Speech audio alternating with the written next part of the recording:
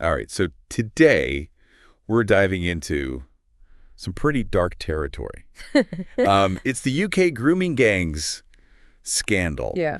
And, this has been bubbling under the surface for quite a while. Yeah. And, Elon Musk recently kind of brought it back up to the surface. Mm-hmm. But before we get into that, have you heard about this before? I have, yeah. Okay. It's a big one over here, obviously, in the UK. Yeah.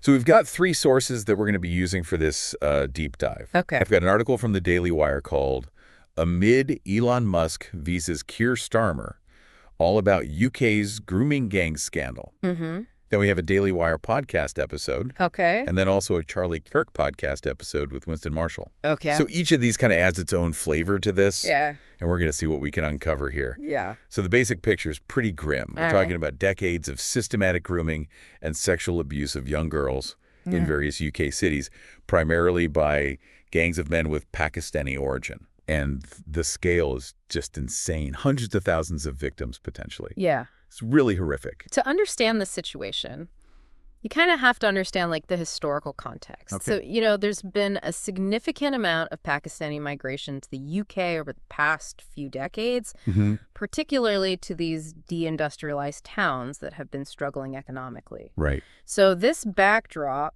combined with what's been going on in the last 25 years, has kind of created this situation.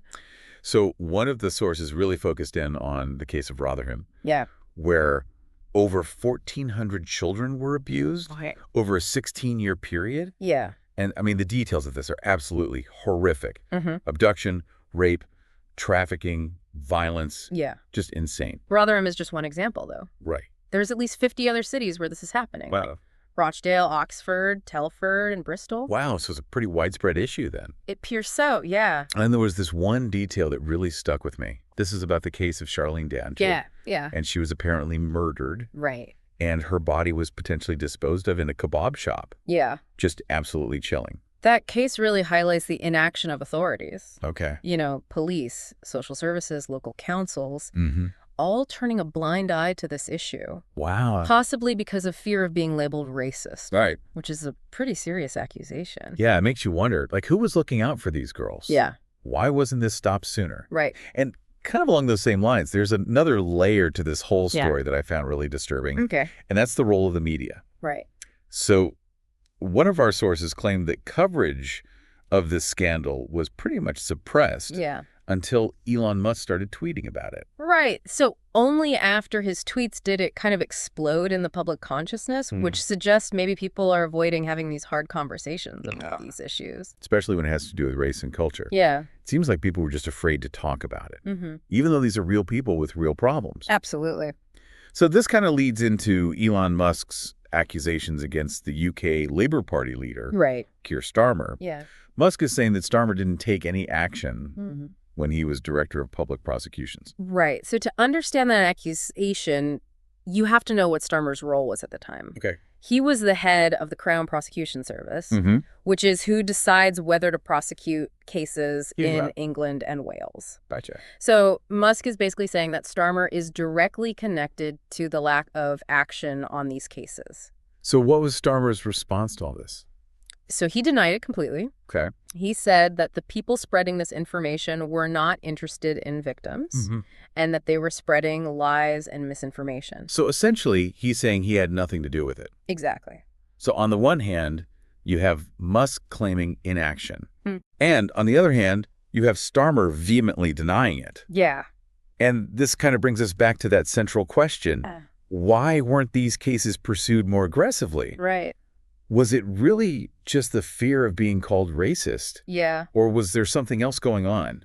It's a really tough question, and it seems like it's at the heart of this whole scandal. And while we're on the topic of important issues, if you're finding this as fascinating as we are, don't forget to hit that like button and subscribe to the channel. Yes, and leave a comment. We'd love to hear your thoughts on this as well. Yeah. And, help us keep making this content and get these conversations going. Yeah, so it's a big one. It's so important to, speak truth to power, even when it's tough. Yeah. And this whole thing about avoiding difficult conversations, that brings us to how the media handled all of this. Yeah.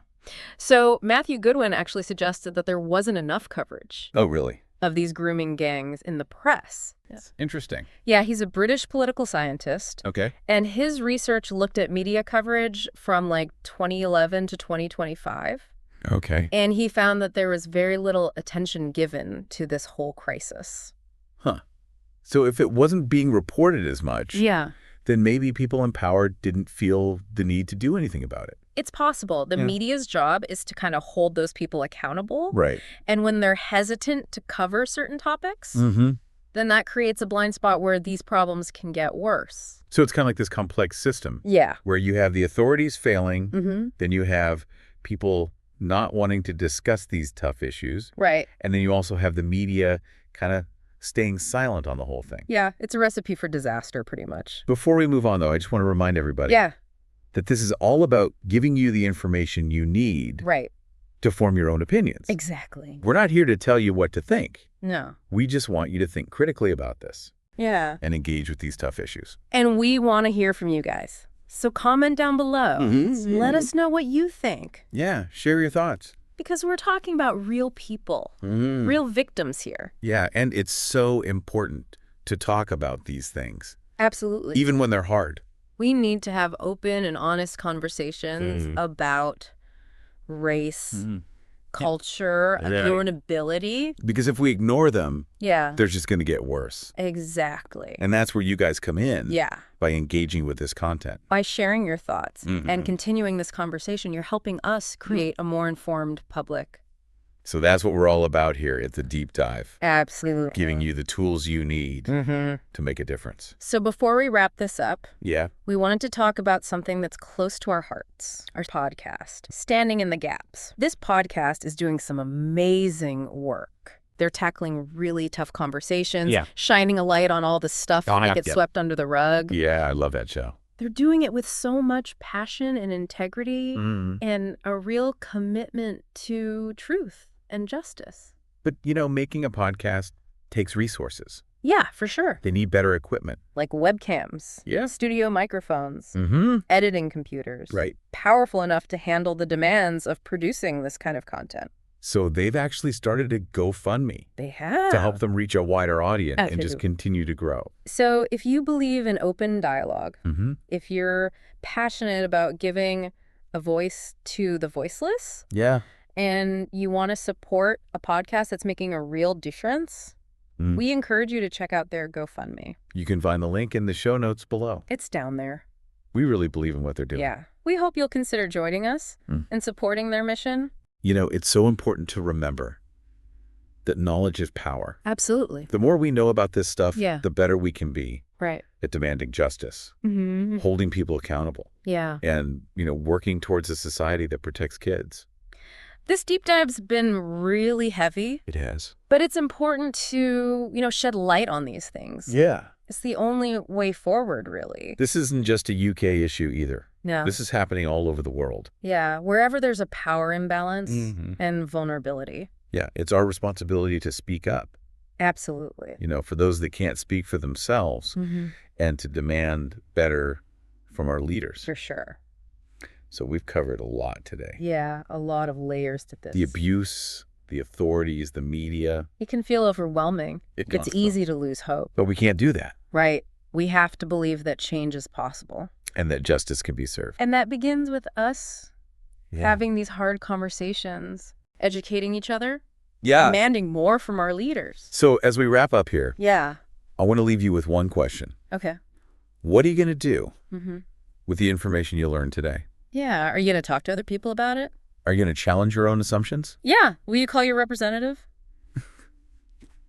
Silence is not an option here. We have to speak up. So thank you for joining us on this journey.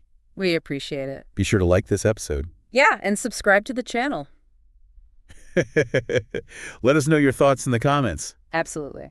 And until next time, stay curious, stay engaged, and stay informed. We'll see you guys next time.